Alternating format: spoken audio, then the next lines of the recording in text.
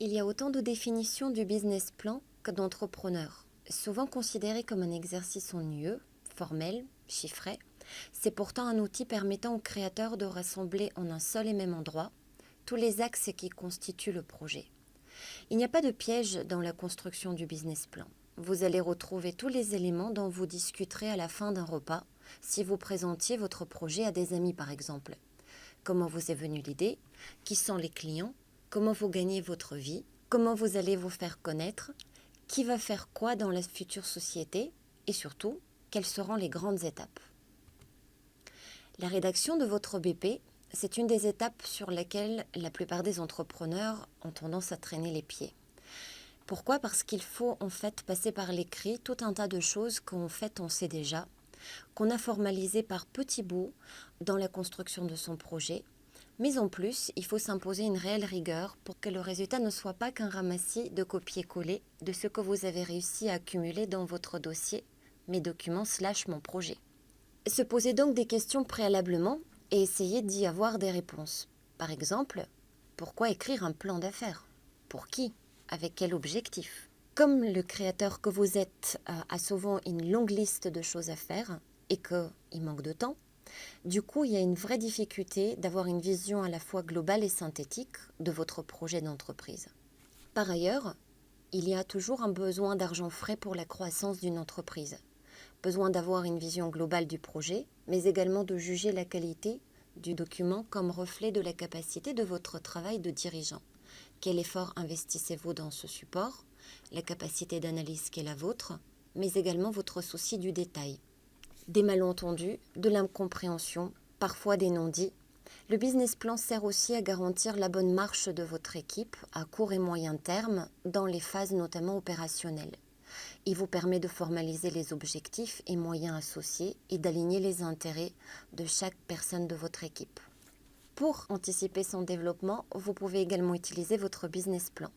Il vous permet d'éviter de limiter votre vision à ce qui est court terme et d'anticiper, voire d'avoir une vision et des stratégies ainsi que des plans B, C et D. Un autre point, le business plan vous permet de prendre du recul sur votre projet. De temps en temps, vous avez besoin de contrôler votre capacité à mettre en œuvre ce que vous avez dit précédemment.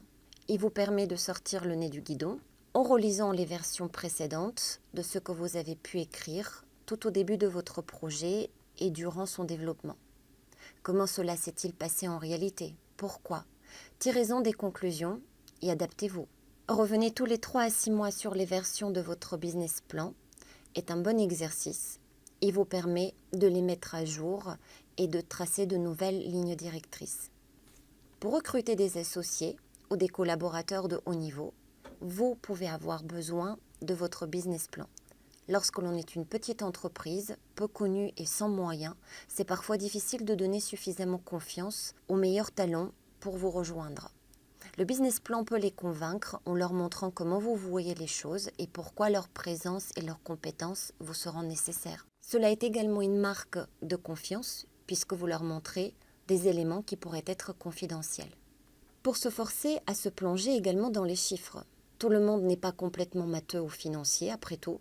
Et certains repoussent, à vrai dire tous les jours, à demain leur plan financier, leur calcul de trésorerie.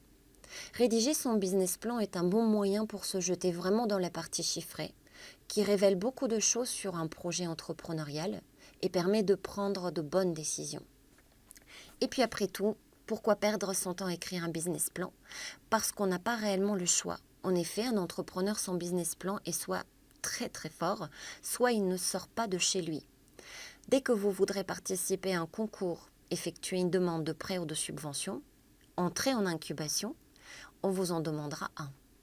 Quelle forme pour le business plan ? De préférence, limitez-vous à 15 à 20 pages. Après tout, pensez à la démotivation face au pavé de 120 pages que pourrait être une thèse. Privilégier également le format vertical peut s'avérer utile. Ce format facilite la lecture, des lignes courtes pour ne pas épuiser l'œil, une typo et une mise en page éditeur de texte classique à vraiment privilégier, ainsi que peu de couleurs. Pas d'obligation quant à l'utilisation de la typo Time New Roman, mais après tout, évitez les polices funky, y compris pour les projets TIC, Préservez la créativité et réservez-la pour votre PowerPoint ou votre slide doc.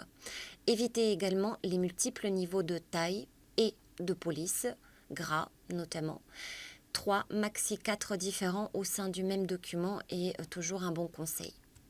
Quant aux graphiques et tableaux, réservez-les uniquement s'ils veulent vraiment dire quelque chose et apportent un éclairage particulier à votre projet. Il faudrait qu'ils puissent aider à la compréhension d'un point important. Si ce n'est pas le cas, ou si ils ne pourraient pas être déchiffrés par les néophytes, supprimez-les. Résultat final, un document concis est un document sans annexe. J'aimerais prendre quelques minutes pour revenir sur certains mythes et réalités du business plan.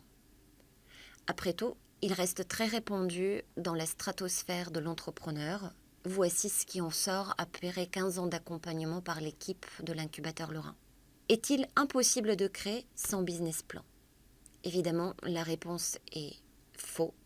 En revanche, il est très délicat de travailler à plusieurs, d'emprunter ou de lever des fonds, et même de développer rapidement une entreprise sans ce document récapitulatif. Une autre idée reçue, le business plan est écrit une bonne fois pour toutes, une fois l'exercice fini, on n'y revient plus. Eh bien, c'est à nouveau faux. Le business plan est un être vivant qui n'a jamais fini d'évoluer avec votre projet. Suite à la rencontre d'un nouveau partenaire, une nouvelle étude, des retours et feedbacks clients, sa réalisation n'est pas une tâche, mais un processus. Le business plan décrit-il la réalité?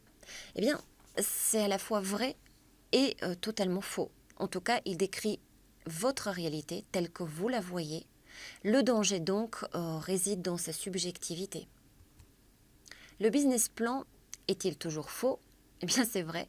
Aucun créateur d'entreprise n'a jamais vu son business plan tel qu'écrit initialement au démarrage de son projet se réaliser à chaque étape clé. A-t-on le droit à l'erreur dans son business plan? Eh bien, c'est vrai, mais il vaut mieux que ce soit faux. Si votre business plan est par principe et définition toujours faux, c'est qu'on se trompe et donc forcément l'erreur est permise. En revanche, là où vous n'avez pas le droit de vous planter, c'est sur les éléments de base du marché et du métier dans lequel vous êtes. Ce serait une faute professionnelle que de n'avoir pas compris ou obtenu les informations primordiales sur lesquelles sont basées vos réflexions et vos projections.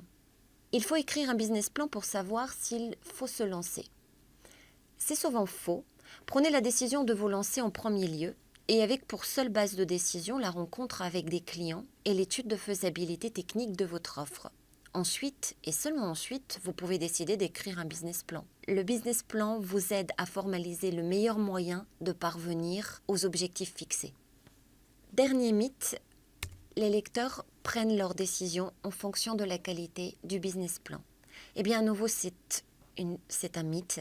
Les gens qui lisent votre business plan, ou plutôt qui vont le parcourir, soyez-en conscients, prennent leurs décisions sur des choses beaucoup plus subjectives, telles que la façon dont vous parlez, votre sympathie ressentie, le secteur dans lequel vous vous lancez et le moment auquel vous le faites, les gens qui vous ont recommandé, votre réaction aux objections et la complémentarité de votre équipe. Ces éléments doivent d'abord se sentir en vous. C'est sûr que c'est bien mieux si on peut les retrouver aussi dans votre business plan. Alors, parlons de ceux qui vont lire le business plan.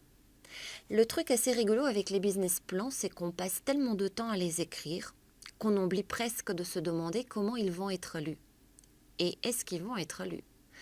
Alors, s'intéresser au lecteur, à son travail, son âge, la raison pour laquelle il va avoir envie de lire le business plan, ou pour laquelle il va devoir lire votre business plan, tous ces éléments vont influencer la manière selon laquelle vos lignes vont être parcourues.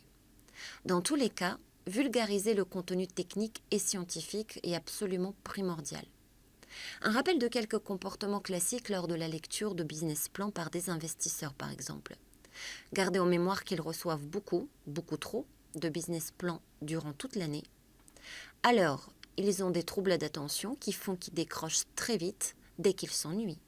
Ils ne supportent pas que la forme empêche une entrée extrêmement rapide dans le fond.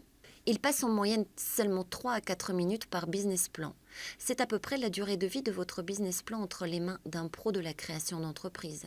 Alors gardez cela en tête au moment de la rédaction de votre BP. Au final, la cohérence, la clarté et la simplicité sont les 3 plus grandes qualités d'un business plan. À vous de jouer donc pour que ce soit le plus agréable, motivant et que votre personnalité transparaisse réellement dans votre écrit.